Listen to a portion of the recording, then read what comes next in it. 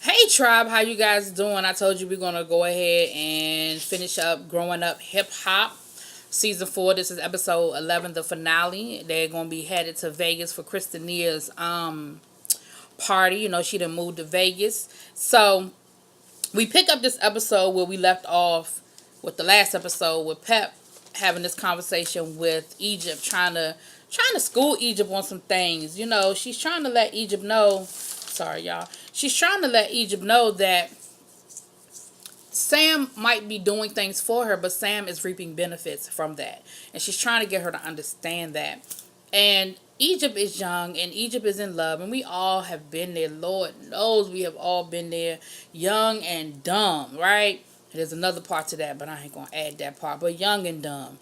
And but what we also know is the more you try to pull somebody away from that person that they think they love so much, the more they're going to gravitate towards them, the more they're going to feel like they got to defend them. And based on social media, Egypt and this dude are still together. So, I don't know when they finished filming, but they were together 4th of July. I saw that on Instagram. But anyway. So, the argument ends with Egypt storming out, basically she didn't tell Pep off, but she got a little disrespectful, just a little bit disrespectful. But what Pep was saying was right. But her thing was, you was cool before, now all of a sudden you got a problem with him. And she was like, I was cool before, but now I'm seeing some things I didn't see before, and now I'm seeing some different things. I got problems or I got questions. And that's fair. Like, you have an opinion of somebody and then you get to know them more and more, then you kind of have feelings about that. So,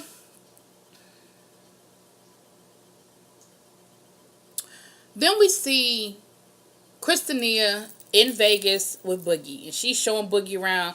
I don't know where the hell Kristinia live, but Kristinia live in some complex that is just, I mean, she was talking about all the amenities. It's got pools, it's got this, it's got that, it's got a water park, it's got a dog park, and it's got a water park for the dogs. Now, I don't know where the hell she living in Vegas, but hunty, in the middle of a desert, who got a water park for the dog in the middle of the desert?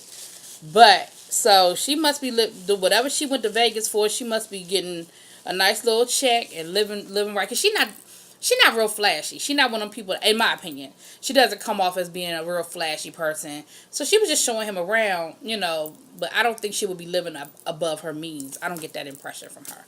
But you never know. Shit. I don't know these people paycheck. But the scene with her and Boogie, it was interesting but a little awkward. Like, I don't know if it was awkward with them filming because of the last time she saw him was at the intervention, or if it was awkward because they just kind of don't have a lot to talk about and it was a forced scene. But she asked him how he was doing with the rehab and everything, and if he had talked to his father. And she was like, he was like, no. And the whole thing about his dad being a trigger. And he was like, and Boogie keeps holding on to this bullshit about, well, the last thing my dad said to me was, come back to me when you fix. So I ain't fixed yet. Boogie, I, I, I can't tell you how to feel, but I think you're doing a lot with that comment. I do. I think you, but then again, if Dame Dash is your father, so, and that come with a lot of bullshit. Um, they talk about Brianna. She apologizes for the fight. She says, that was the wrong place and wrong time. That situation wasn't about me and Brianna. It was about you. And I apologize for, allowing it to escalate and get to that point. And of course, he was like, you're good. It's no problem. It's no big deal. And she tells him that she thinks she's going to invite Brianna to the party. I don't know, y'all, my brain. That she's going to invite Brianna to the party. And, like, she's like, I just think it's past time for us to just talk and hash it out. Everybody's coming and hopefully we can just talk this out and move past it. I'm just tired of fighting. I'm just tired, blah, blah, blah. And he was like, Boogie, that's a good idea. I think you should. I hope it's good. He said he's still sober, so that's good. Then we see Kristinia call Brianna, and it was awkward because, of course, it's that. So, I'm having this party in Vegas, and I hope you could come. And like that whole, you know what I'm saying, that whole like awkward vibes type situation. And Brianna agrees to come. She was like, that's all I ever wanted was for us to be able to talk without arguing. And, yeah, you're right. I just think it's past time. And I was just like, you the one that always started the damn arguments. What you talking about? Like, Kristinia didn't show up to fight. You did. But okay. All right. And I was like, and I even wrote it in my notes. I was like, I hope she not setting up for the okie doke. You know what I'm saying? So then we see her and TT, Brianna and TT go to lunch, and she's talking shit, talking about some, yeah, you know, um, when she see me, she better run. Like, she talking shit about how she basically is just going so she can confront Kristinia, and that she's still petty, and she being petty. Like, that whole thing, like, oh, yeah, I'm just being petty, and I'm going to show up just to be petty. Like, I was like, oh, Lord. So, basically, you're not coming with good intentions. Like, I was like, all right, so that's going to be some bullshit. Pep and TT are packing. Pep telling TT, that she talked to Egypt and she's still feeling some kind of way about the whole Sam and Egypt situation and how Egypt is mad at her or whatever. Sam done got an Egypt name tattooed on his wrist with the day they met. I'm like, TT was like, y'all known each other like 6 months. Like, slow down, dude. Like, why are you tattooing her name on you? Like, slow down. And they really just not feeling Sam anymore. Like, I don't know if it's temporary or long term, but they just not really feeling Sam. Alright, so then we see them getting to Vegas. Pep then got a private jet, and they all on the private. They doing their little Snapchat videos and stuff. Pep then rented. She keep calling it a villa, but the shit look like a mansion to me. It's a beautiful home, nice pool and jacuzzi and all that good stuff. And so they said they're gonna pregame. They're gonna have a pregame before Kristinia's party, and they're gonna have a little something at the house. They were like, we got this nice house, it shouldn't go to waste. And so we see Sam talking to Egypt's brother, Tyron. And Tyron was like, as a person, I like Chris. I don't know if I feel about him with my sister. You know what I'm saying? He was like, as a person, he cool. I don't know if I'm feeling him with my sister. Like, I don't know how I feel about that yet. So they just have like a little moment or whatever. So then we see Kristinia comes to the house and Kendall comes to the house, and they just talking about the pregame and the party, and they talking about Brianna, how Brianna's coming, and Kendall was like, well, I met Brianna, and she didn't flip out, she was cool, and Kristinia was like, well, I hope we can just talk and work this out, but I hope that Brianna ain't drinking, because you know how Brianna get when she drinking, and it could be a problem. So then we see Brianna with Boogie. And she decides to tell Boogie she has feelings for him. Poor Boogie. He don't have feelings for her. He laughing. That is the worst thing you can do when somebody is pouring their heart out to you and you laughing at them. And he was like, I'm sorry, I'm not laughing at you. It's just like nervous laughter. And Brianna, she's like, you know what, forget it. Because when he didn't immediately say, when he didn't respond, y'all know when somebody feeling you or not. So when he didn't respond in the way that she felt like was saying, yeah, I'm feeling you too, she was like, you know what, forget it. I'm going in the house, because they were outside. It's cold out here. I'm going in the house. Just forget it. And in that little quick second moment, I kind of feel bad for Brianna, because when you open yourself up to somebody,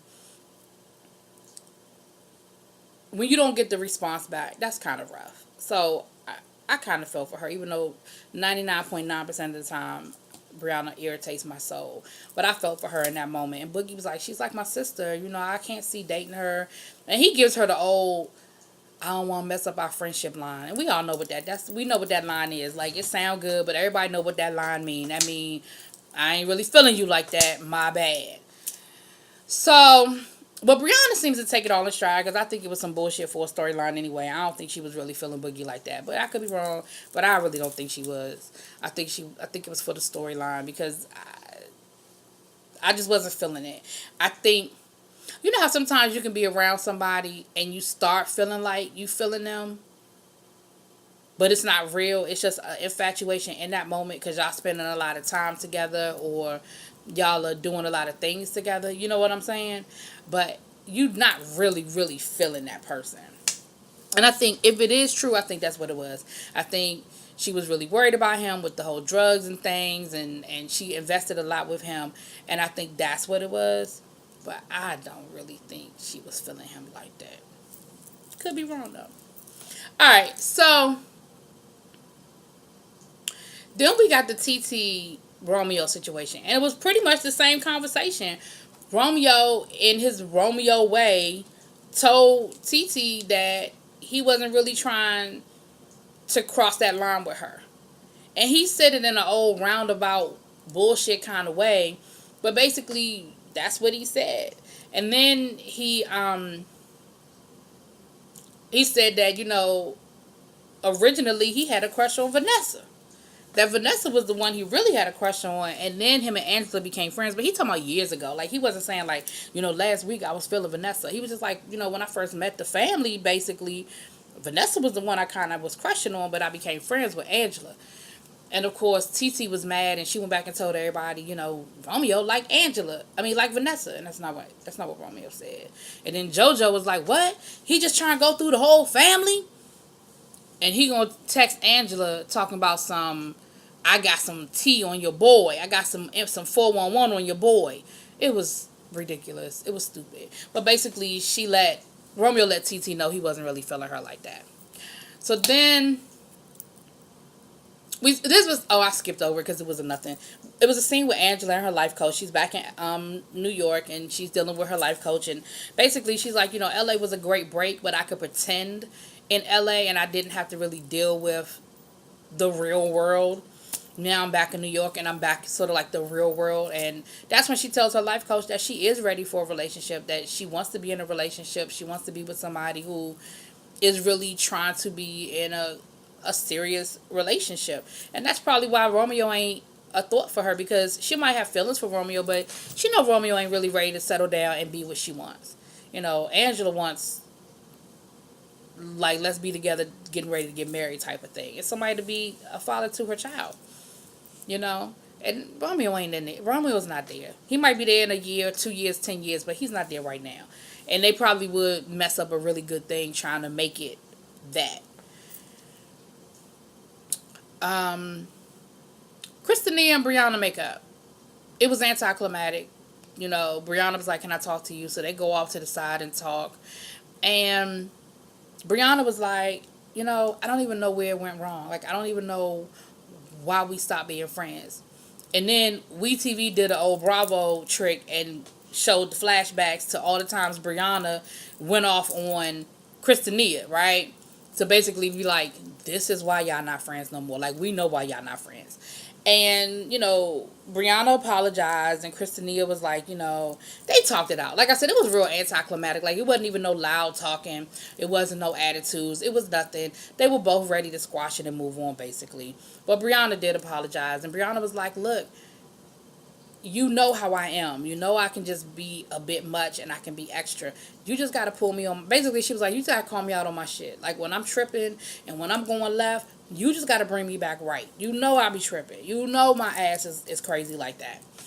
And Kristinia was like, you right. Like, I shouldn't let things fester. When something bothers me, I should just let you know up front so that it doesn't fester and become a problem down the road. So they worked it out. Whatever. And then that's when she told her about the whole Boogie thing. She was like, oh, yeah, man, you ain't been speaking, so you don't know that I was kind of crushing on Boogie. But it don't matter. He don't want me. She was like, and so she took it all in stride. Like I said, I do think her feelings were a little bit hurt, because mine would be hurt. You feeling for somebody that don't feel for you. But we all been there. I think we've all had feelings for somebody that weren't returned. And vice versa. Somebody's probably liked us that we didn't like them, But it's all about how you handle it. And I think Boogie handled it in the best way he could have handled it. Alright, so we finally getting ready to go to Kristinia's party. And Egypt is all upset because she was like, Sam didn't even want to come downstairs because Sam is feeling some kind of way because he feel like nobody likes him and everybody's judging him and y'all just don't respect me and nobody loves me and treats me like a child. And TT was like, you are a child because you're 19. But I'm an adult. Y'all treating me like I'm a child. That's why I was like, where the fuck is Tretch? Why ain't nobody called Tretch out there? Because I think Tretch would have handled it.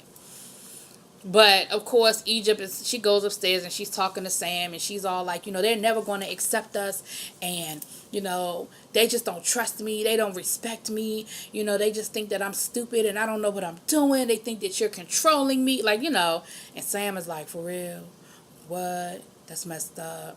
I love you though. You are a woman. That bullshit. So all of a sudden, Egypt was like, we should just go get married. Then they'll have to accept you. Egypt, no, they won't. That'll just give them another reason not to like him. If you go off and marry him, that's just another reason for them not to like him.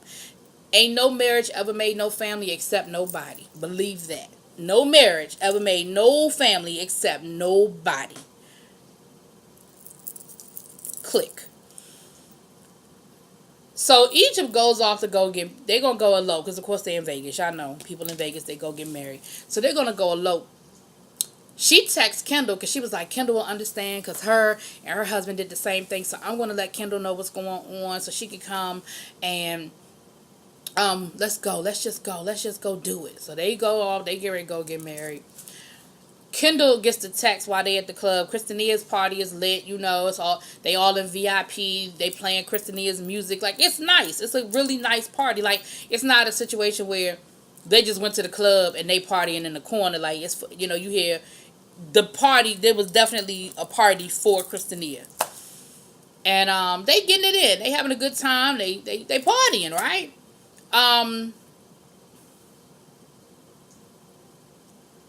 Kendall gets the text. She shows the text to Kristinia. Kristinia says, Pep, I need to talk to you outside. So they go outside. TT comes outside. And they tell her, look, I got this text from Egypt talking about they getting ready to go get married. And of course, Egypt tells them which chapel and where in the text. So they all show. And of course, Pep's bodyguard is there too. So they go to the chapel. They show up at the chapel. And Pep is like, look, let me tell you what ain't about to happen tonight. You ain't about to get married. That's a wrap. That's a wrap. You're not about to get married up in this piece tonight. And her brother is pissed.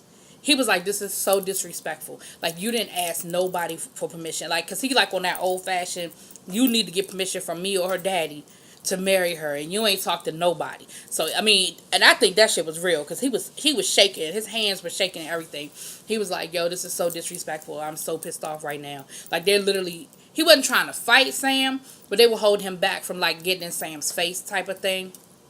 And excuse me, basically the wedding is shut down, and Egypt was like, well, this is the only way I can get y'all to respect me and pay attention and love Sam and all that dumb shit. But they shut the wedding down. They don't get married.